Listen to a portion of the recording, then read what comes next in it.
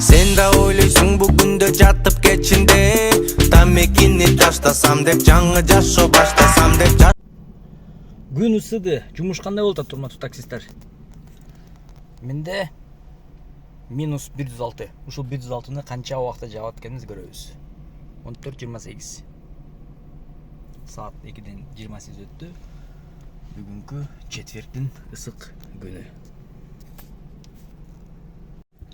Негизи эле өзү азыр учурда такси кызматындагы иштеп жаткан балдардын видеосун көрүп жатканда, ар кайсы видеодо ар кандай недовольстволорду көрүп атам көп эле. Бирок вроде как азыр кайра орундашылып калды. Мен оюм боюнча лично. Себеп дегенде майдын башынан карап жумуштарды анализдеп баштаганда аябай аз жана кичине башкачараак коэффициенттер болчу. Азыр кичине орундашылып, вроде как нормально болуп калды.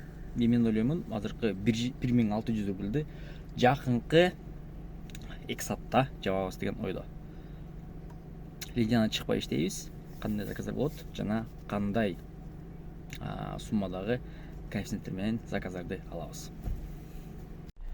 Итак, биринчи заказ.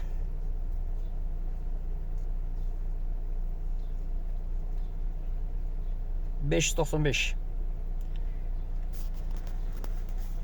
Погода жакшы. Көк асман. Саат 14:40. Улантабыз. 14:52.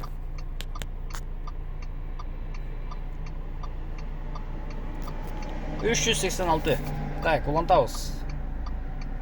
Пока что цепочка заказдар жок.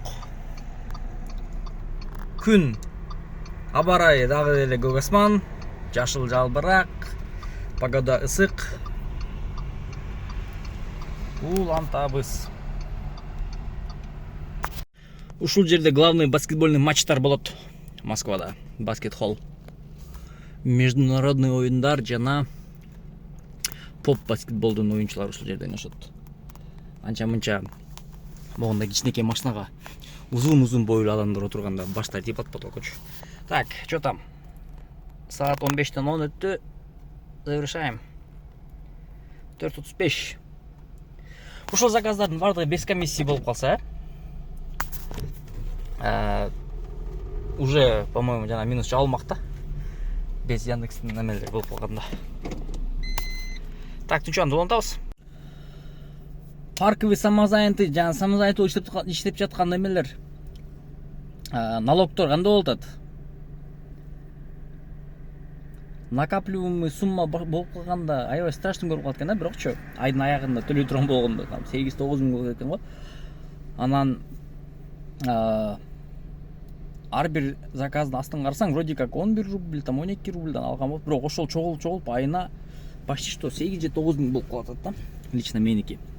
Кээ биркилер жана катырып иштегендер бар да, почти что айына 12 миң, 13 миң төлөгөн налогтор, Ну, ага деле көнөт болуш керекпиз эми. Бирок жаңыдан таксиге кирип жаткан, жаңыдан такси иштейин деп жаткандар ошол нерселерге даяр болуп калат. Ким аренда минген болсо, минус аренда, минус комиссия парка, минус налог. Бирок ошол налог төлөгөнгө жараша ошол налогдун эмесин преимуществолорун полностью ишетиш керек да. Там кредитке или там болбосо платеждорго, сплит система платеждор менен колдонсо болот экен. Плюс жанагы регистрацияны эме кылса болот дегенде кылып атат. Ошону дагы полностью по ходу дела жанагы уже популяризированный болуп калган YouTube каналдар айтып атат.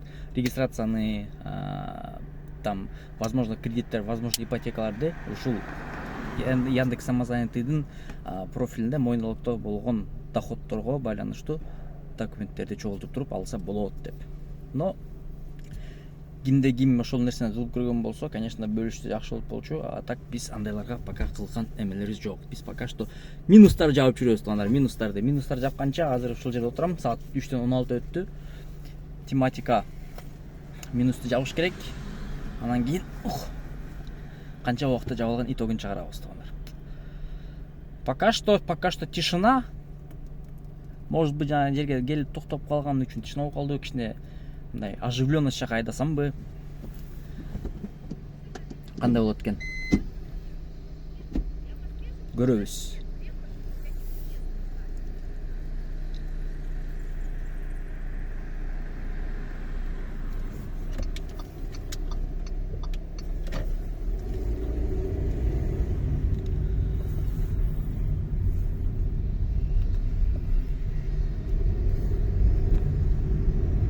А так вроде коэффициенттер боюнча сүйлөп кеткен болсок, коэффициенттердин эмелери жакшы эле жанып атат.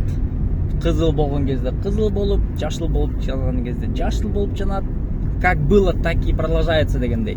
Анан телефондор навигациясы боюнча кимде кандай комментариялар бар? Мисалы үчүн Samsung или Redmi кайсылык телефондор более чем заглушкага эме көрсөтүп алат, карама каршылык көрсөтүп алат.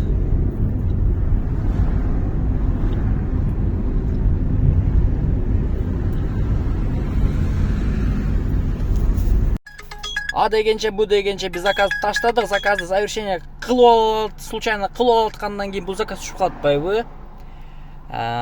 Берки заказ 612 рубль менен жапканмын. Саат 15:42 болду. Анда эмесе улантабыз. Так, что там, каяка? Ага. Кеттик анда. 16:00 ровно. Минус 217 калган. Завершаем заказ. 322. Комиссиясы менен как раз таки ошол болсо керек. Так, анда эмесе кийинки заказга кеттик. Ушу Яндекстин алгоритмичи бардыңарга эле белгилүү болуп калса керек, то что саатына там определенный суммадан выше эч кимди иштетпейт депчи. Ошол чынына келгенде чын эле экен да. Көп айтат там саатына там ушунча айланып калат экен деп. Но по итогу айланып келгенде саатына определенный бир сумманы иштетет экен да. Себеп дегенде 1,5 саатта жанагы 1600 эле минус башында. Ошол минусту уже жабылды деп кое берели. Потому что жанагы комиссиясы менен ровно такие ушул сумма болот экен да. А бирок акыркы заказды мисалы үчүн платный подача, дальний подача деп берген. Ал жака мен канча келдим? Так, почти что 8,5 минутта келдим ошол заказга. Алып келгеним бул жака там 6 минут болду да. Общий сложности ошондо иштеткен убактым 14 минут болду. 14 минутка 322. Тариф детский еще. 1,68 менен берген меничи. Но по итогу эсептеп келгенде көрдүңөр өзүңөр элечи кандай сумма айланып калат, кандай сумма болот. Ошол үчүн Яндекстин алгоритми ушундай иштейт.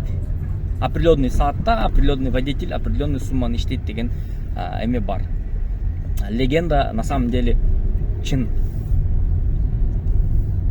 Ну что, туугандар, ну что, көрүүчүлөр, өзүңөр көрдүңөр, 1,5 саатта Яндекс таксиде час пик жок, бирок коэффициент бар. Ровно 14:28 баштаганбыз биринчи заказды. И акыркы заказды 16:00 бүтүрдүк. Жанагы минусту жаптым. Анда что? Рубрика минусту канча убакта жабабыз аягына келип жетти. Бардыңарга чоң рахмат. Көрүп турган көрүүчүлөргө анан анча-мынча реклама берем, тияк деген предложениялар болгон болсо, албетте кайрылгыла. Предложенияларды кабыл алабыз. Баягы эле условия менен, баягы эле настроение менен, баягы эле позитив менен туугандар. Бардыңарга чоң рахмат, бардыңарга ийгилик жана ишиңерде жакшы коэффициенттер болсун. Бул деген каалоо тилейт именно водитель коллегаларга. Аман болуңуздар.